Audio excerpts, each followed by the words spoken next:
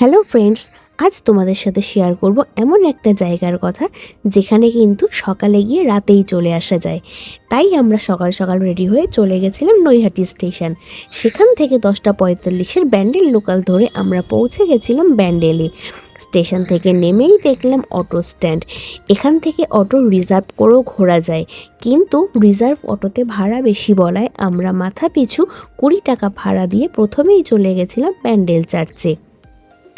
বছরের শুরুতেই ছুটির আমেজ, তাই ব্যান্ডেল চার্চে ছিল খুবই ভিড়।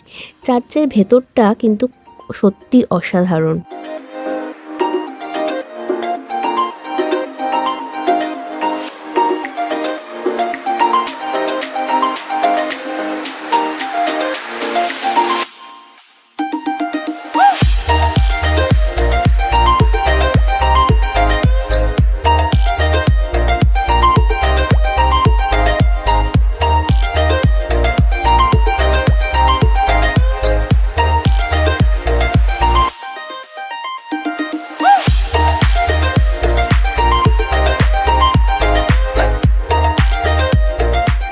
আর ক্রিসমাস থাকার জন্য চার্চটাকে আরও সুন্দর করে সাজানো হয়েছিল।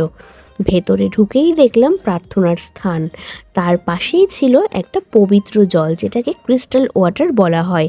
এখানে কিন্তু সবাই কয়েন দিয়ে প্রার্থনা করছিল। এরপর আমরা সিঁড়ি বেয়ে চার্চের ওপরে উঠে গেলাম। উপরে কিন্তু ক্যামেরা অ্যালাউ নেই, তাই আমরা সেখানকার কোনো ফটো বা ভিডিও তোমাদের দেখাতে পারলাম না। ওপরেও একটি প্রার্থনার জায়গা আছে, সেখানে কিন্তু অনেকে বসেই প্রার্থনা করছিল। এরপর আমরা আবার সিঁড়ি বেয়ে নিচে নেমে এলাম। এবার আমাদের পালা নেক্সট ডেস্টিনেশনে যাওয়ার। চার্চের বাইরেই ছিল টোটো স্ট্যান্ড। সেখান থেকে মাথা পিছু 20 টাকা ভাড়া দিয়ে আমরা পৌঁছে গেলাম ইমামবাড়া। এখানে কিন্তু টিকিট কেটে ভেতরে ঢুকতে হয়, তাই 20 টাকা দিয়ে টিকিট কেটে ভেতরে প্রবেশ করলাম।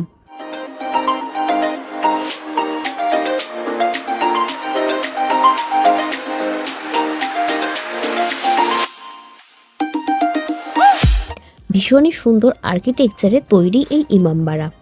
আর এই সেই ওয়াচ টাওয়ার, এর ওপরে ওঠা যায়, কিন্তু আমরা যখন গেছিলাম তখন কাজ চলছিল, তাই আমরা উপরে উঠতে পারিনি। আর এর একদিকে রয়েছে মেয়েদের ওঠার সিঁড়ি, অন্যদিকে রয়েছে ছেলেদের ওঠার সিঁড়ি। এরপর আমরা গেলাম সূর্য ঘড়ি দেখতে। এই ঘড়িটা কিন্তু এখনও সঠিক সময় দিয়ে চলেছে। আর সামনেই তোমরা দেখতে পাচ্ছ হুগলি নদী। তোমরা চাইলে এই হুগলি নদীর পাড়ে বসেও কিন্তু অনেকটা সময় কাটাতে পারো। এরপর আমরা চললাম হংসেশ্বরী মন্দিরের দিকে। ইমামবাড়ার বাইরে থেকেই টোটো ভাড়া করা হয়েছিল। ইমামবাড়া থেকে হংসেশ্বরী মন্দির অনেকটাই দূরে, তাই এখানে ভাড়াও কিন্তু একটু বেশি লেগেছিল। তবে তোমরা চাইলে এখানে বার্গেনিংও করতে পারো। মাথাপিছু 50 টাকা ভাড়া দিয়ে আমরা মা হংসেশ্বরী দেবীর মন্দিরে পৌঁছে গেলাম। অসাধারণ সুন্দর একটি মন্দির। মন্দিরের পাশেই ছিল জুতো রাখার জায়গা, সেখানে জুতো রেখে আমরা মন্দিরে প্রবেশ করলাম। মন্দিরের সামনে কিন্তু ফটো বা ভিডিওগ্রাফির কোনো অ্যালাউ ছিল না, কিন্তু মন্দিরের ভেতরে মায়ের ছবি তোমরা তুলতেই পারো। আর হ্যাঁ, এখানে কিন্তু 50 টাকা দিয়ে মায়ের ভোগ খাওয়ারও ব্যবস্থা রয়েছে। আমরাও কিন্তু 50 টাকা দিয়ে মায়ের ভোগ নিয়েছিলাম।